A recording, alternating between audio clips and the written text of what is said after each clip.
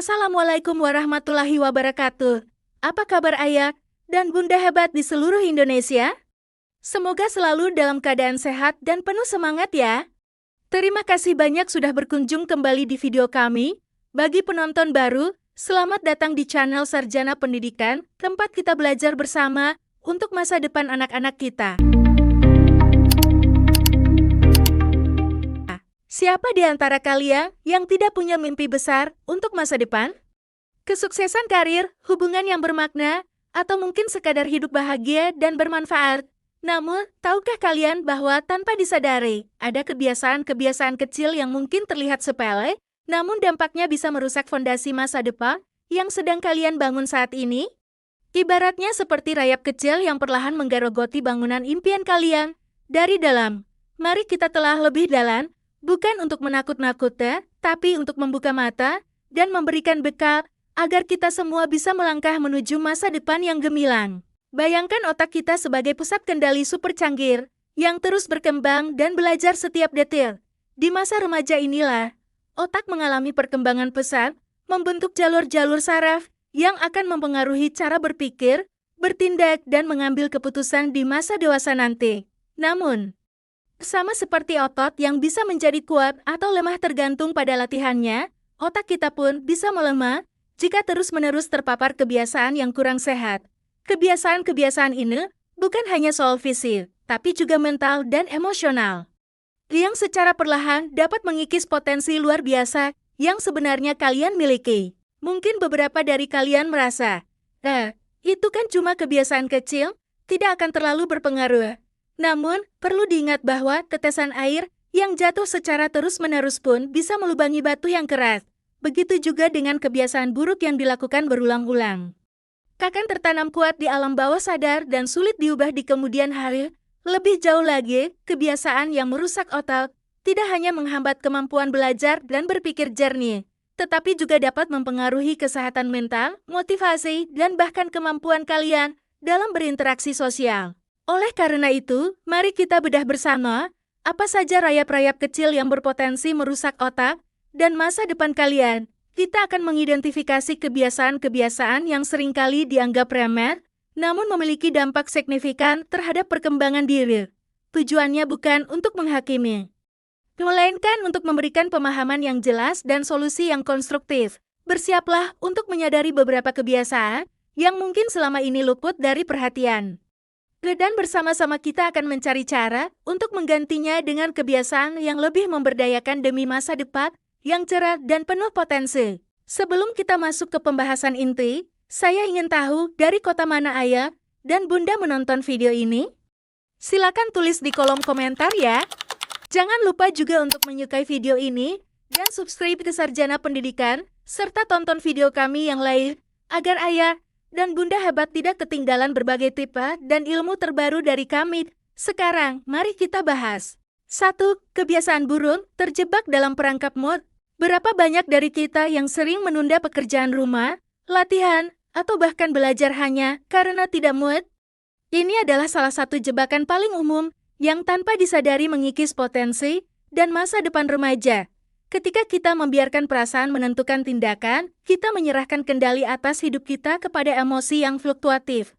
Padahal, dunia nyata tidak akan menunggu hingga mood kita baik.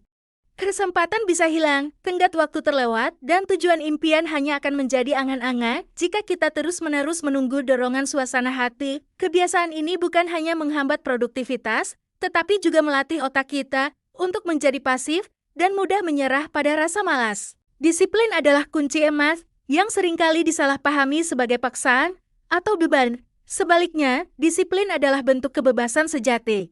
Ini adalah kemampuan untuk melakukan apa yang perlu dilakukan, kapanpun itu perlu dilakukan, terlepas dari bagaimana perasaan kita saat itu. Bayangkan seorang atlet yang harus berlatih keras setiap hari, bahkan saat lelah atau tidak bersemangat. Mereka tahu bahwa hasil akhir bergantung pada konsistensi, bukan pada mood sesaat. Dengan melatih diri untuk bertindak berdasarkan tujuan, bukan emosi, kita sedang membangun otot kedisiplinan di otak. Setiap kali kita melawan keinginan untuk menunda dan memilih untuk bertindak, kita memperkuat jalur saraf yang akan membuat kita lebih resilient dan fokus di masa depan. Jadi, bagaimana cara melepaskan diri dari belenggu mood? Mulailah dengan langkah kecil, tetapkan target realistis dan berkomitmen untuk melakukannya, tidak peduli apa yang hati kecil katakan. Misalnya, jika Anda harus belajar, duduklah dan mulailah membaca selama 15 menit, terlepas dari rasa malas. Seringkali, begitu Anda memulai, inersia negatif akan terganti dengan momentum positif. Ingat, rasa malas adalah perasaan, bukan fakta. Anda punya kendali penuh untuk menaklukkannya. Dengan secara konsisten memilih disiplin, di atas mood, Anda tidak hanya menyelesaikan tugas, tetapi juga secara aktif membentuk otak menjadi lebih tangguh, fokus, dan siap menghadapi tantangan apapun di masa depan. 2. Kebiasaan buruk terjebak dalam opini orang lain. Pernahkah kalian punya ide brilian, tapi urung melaksanakannya? Karena membayangkan apa kata teman, keluarga, atau bahkan orang yang tidak kalian kenal? Inilah salah satu kebiasaan yang paling menghambat, terutama di usia remaja. Terlalu peduli pada perspektif orang lain. Kita hidup dalam masyarakat yang serba terhubung dan tekanan untuk selalu terlihat sempurna atau sesuai standar bisa jadi sangat menyesakan. Ketakutan akan dihakimi, ditertawakan, atau tidak diterima seringkali membuat kita enggan mengambil risiko, mencoba hal baru, atau bahkan sekadar menjadi diri sendiri. Padahal, setiap individu itu unik, dan mencoba untuk selalu menyenangkan semua orang adalah misi yang mustahil dan melelahkan. Sejarah mencatat bahwa, bahkan para pemikir terbesar sekalipun, tidak luput dari kritik. Aristoteles, seorang filsuf legendaris, pernah berujar bahwa satu-satunya cara untuk menghindari kritik adalah dengan tidak melakukan apa-apa, tidak mengatakan apa-apa, dan tidak menjadi apa-apa. Kutipan ini menggarisbawahi kebenaran pahit. Kritik akan selalu ada, apapun yang kita lakukan. Ketika kita terlalu fokus pada omongan orang, otak kita merespon dengan cara yang tidak sehat. Bagian otak bernama amigdala yang merupakan pusat rasa takut akan aktif dan membanjiri tubuh dengan hormon stres. Akibatnya, kemampuan berpikir jernih, kreativitas, dan bahkan memori kita akan terganggu. Kita jadi sulit fokus pada tujuan dan lebih mudah merasa cemas, gelisah, atau bahkan depresi. Lalu, bagaimana cara melepaskan diri dari belenggu ini? Kuncinya adalah memindahkan fokus dari apa kata mereka menjadi apa yang baik untukku. Mulailah dengan mengenali nilai-nilai dan tujuan pribadi kalian. Pahami bahwa setiap kritik tidak selalu valid atau membangun. Belajarlah untuk memilah, dengarkan masukan yang konstruktif dan abaikan kebisingan yang tidak perlu. Berlatihlah untuk memvalidasi diri sendiri, bukan menunggu validasi dari orang lain. Ingat, keberanian untuk menjadi diri sendiri, meski tidak sempurna di mata semua orang, adalah langkah pertama menuju pertumbuhan pribadi yang otentik. Jangan biarkan ketakutan akan opini orang lain merampas kesempatanmu untuk berkarir, berinovasi, dan meraih potensi tertinggi dalam hidupmu. 3. Kebiasaan buruk menunda-nunda sang pembunuh ide. Apakah kalian sering merasa punya banyak ide cemerlang atau daftar tugas penting, tapi ujung-ujungnya malah menghabiskan waktu dengan scroll media sosial atau menonton serial? Selamat datang di dunia prokrastinasi atau kebiasaan menunda-nunda. Ini bukan sekadar malas, melainkan musuh bebuyutan bagi produktivitas dan, yang lebih parah, pembunuh ide nomor 1. Banyak potensi besar terkubur karena kita terus-menerus menunda langkah pertama. Ide-ide hebat tetap hanya ada di kepala, rencana-rencana besar tak pernah terwujud, dan tugas-tugas penting menumpuk hingga deadline tiba. Kebiasaan ini bukan cuma soal waktu, tapi tentang bagaimana kita mengelola energi dan ambisi. Mengapa kita menunda? Otak kita dirancang untuk mencari kenyamanan dan menghindari rasa tidak nyaman. Tugas yang sulit, membosankan, atau yang memerlukan banyak energi, seringkali memicu sinyal tidak nyaman di otak. Secara naluriah, otak kita akan mencari jalan keluar termudah, yaitu beralih ke aktivitas yang memberikan kesenangan jangka pendek dan instan, seperti bermain game, menonton video, atau bersantai. Ini adalah lingkaran setan. Semakin kita menunda, semakin besar rasa bersalah dan cemas, yang pada akhirnya membuat tugas terasa semakin berat dan keinginan untuk menunda semakin kuat. Kita terjebak dalam perangkap gratifikasi instan yang merampas potensi jangka panjang kita. Lalu, bagaimana cara memutus rantai prokrastinasi ini?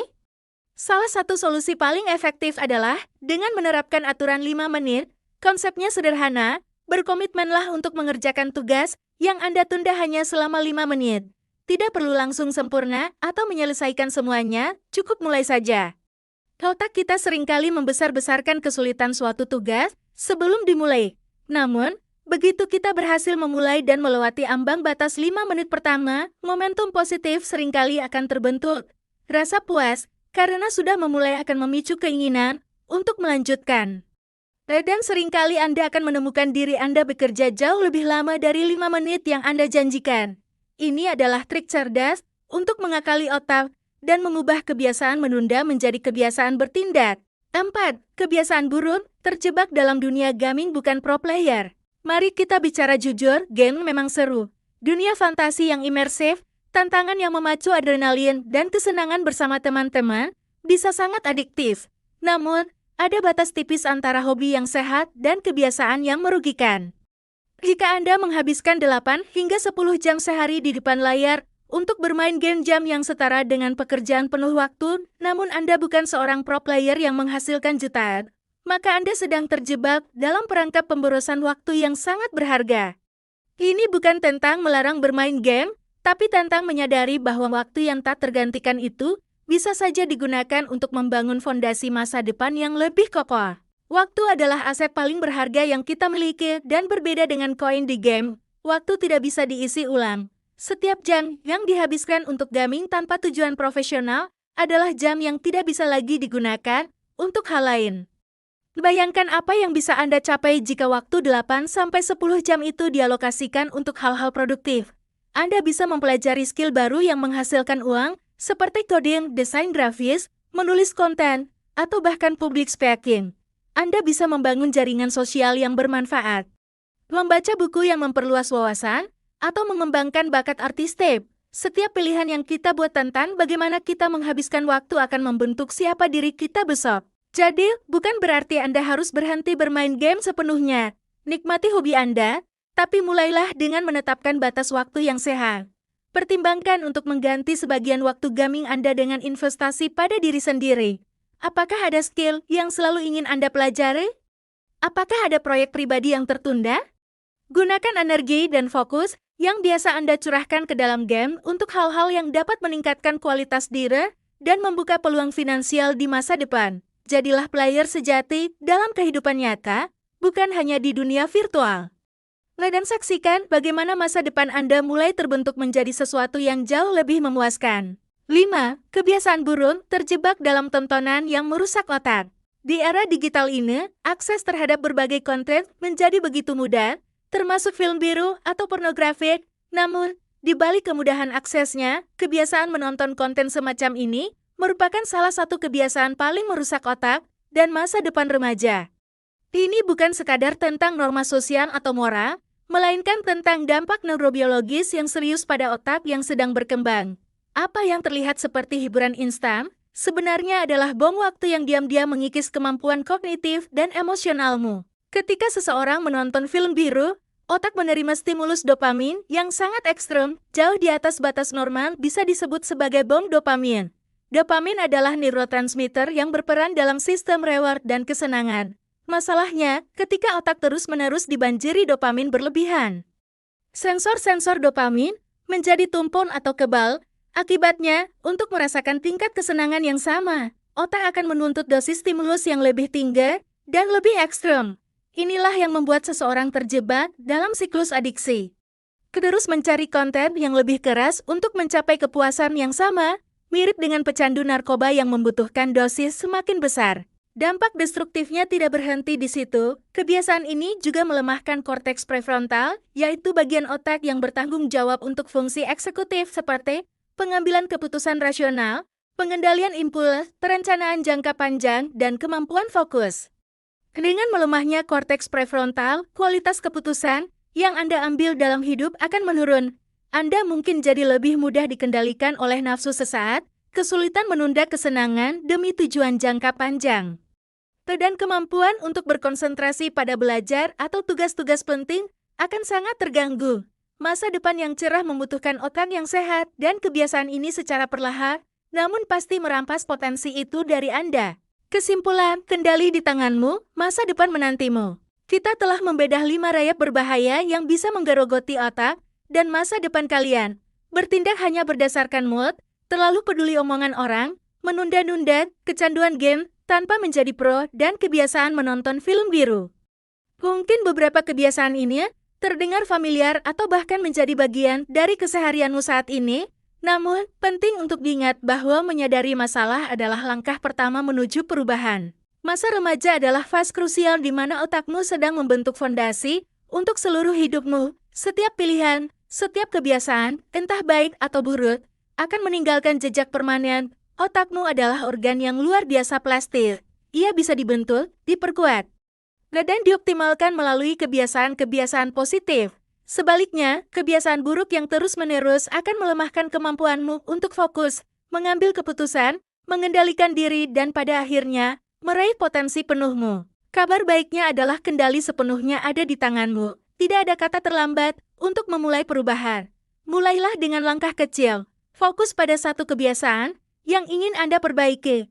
Gantikan rasa malas dengan disiplin. Ubah kecemasan akan opini orang lain dengan validasi diri. Kalahkan prokrastinasi dengan aturan 5 menit. Alokasikan waktu gaming Anda untuk mengembangkan skill baru dan lindungi otak Anda dari stimulus dopamin yang merusak.